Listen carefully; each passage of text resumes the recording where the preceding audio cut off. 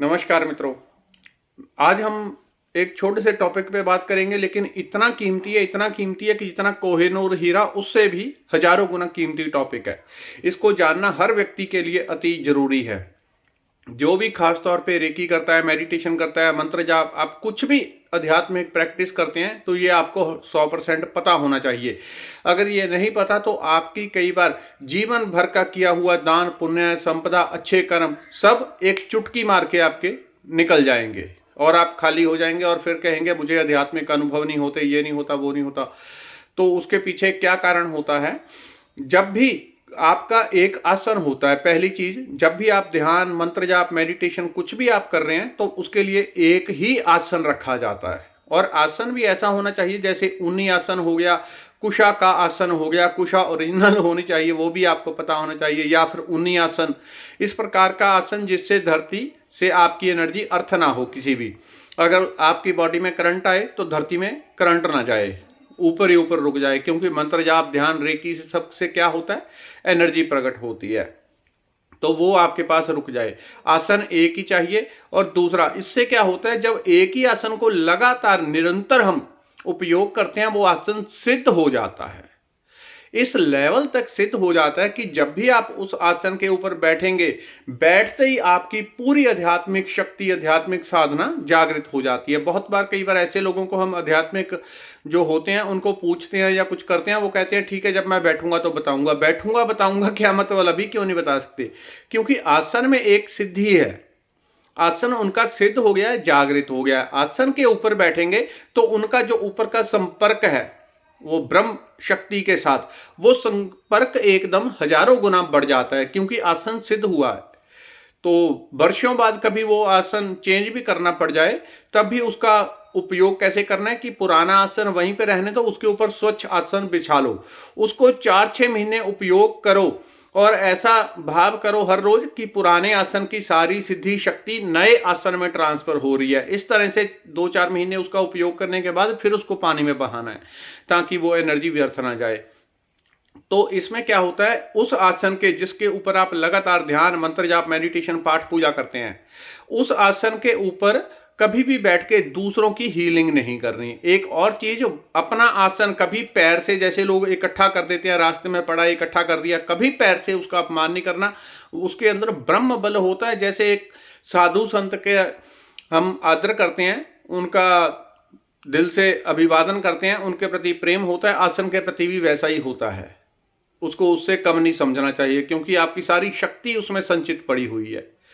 हालांकि इसमें सिद्धियां शक्तियां लोग अलग अलग स्थान पे अपनी इकट्ठी करके रखते हैं। कोई किसी चीज में चिमटे में डाल लेगा, कोई किसी चीज में, कोई किसी चीज में, कोई बॉडी में रखी जाती हैं। या ब्रह्म बल भी होता है। कोई सिद्धि शक्ति चलो नहीं भी पता किसी को मेरे साथ है या नहीं, लेकिन जो उनकी ब्रह्म बल होता है उसको अपने शरीर के अंदर एकत्रित किया होता है। तो आसन के ऊपर बैठ के कभी किसी की हीलिंग नहीं करनी। जितने लोग भी मेरे रेकी स्टूडेंट हैं वो इस बात को ध्यान दें, जिस आसन के ऊपर आप अपनी आध्यात्मिक प्रैक्टिस करते हैं उसके ऊपर बैठ के कभी किसी की हीलिंग नहीं करनी। अगर आपने हीलिंग की, या दूसरा आपने उसके ऊपर किसी के लिए बैठ के जप भी नहीं करना। कोई किसी को जरूरत है, किसी ने बोल दिया मेरे लिए जप कर दो, ये कर दो, तो अपने आसन के उस आसन के ऊपर बैठ के दूसरे के लिए जप नहीं करना। हाँ, कभी इमरजेंसी आपको पड़ जाए कि किसी भी कीमत पे आपको वो चीज दूसरे का लाभ करना ही है तो दूसरी बात है, किसी को इमरजेंसी पड़ जाए तब, नहीं तो उस आसन के ऊपर नहीं करना। उसका मैं कारण भी बताता हूं।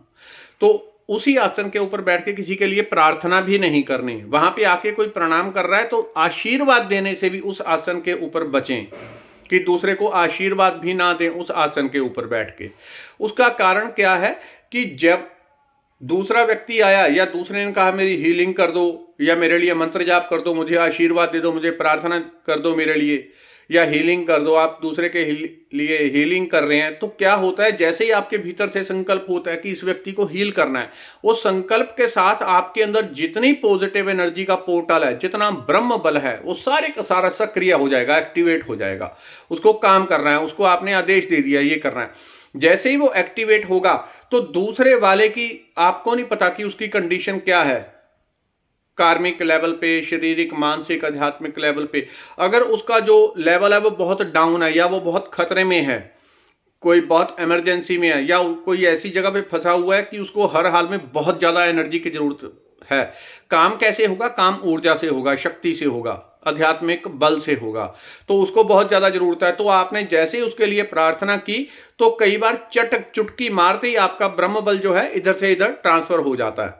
चुटकी मारते ही आपने उसके ऊपर आसन में हीलिंग की, दूसरे में कोई भूत प्रेत नेगेटिविटी ज़्यादा हाई लेवल की है, वो जितनी आपके आसन में और आप में बंधी हुई ऊर्जा है, हालांकि आप आसन के ऊपर बैठ के नॉर्मल से कई गुना ज़्यादा पावरफुल हो जाते हैं, लेकिन अगर उसको किसी ने तोड़ दिया या नुकसान पहुंचाया तो नुकसान भी उतना ही बड़ा होगा, क्योंकि आपका सबसे कीमती खजाना है वो, तो नुकसान भी उतना ही बड़ा होगा।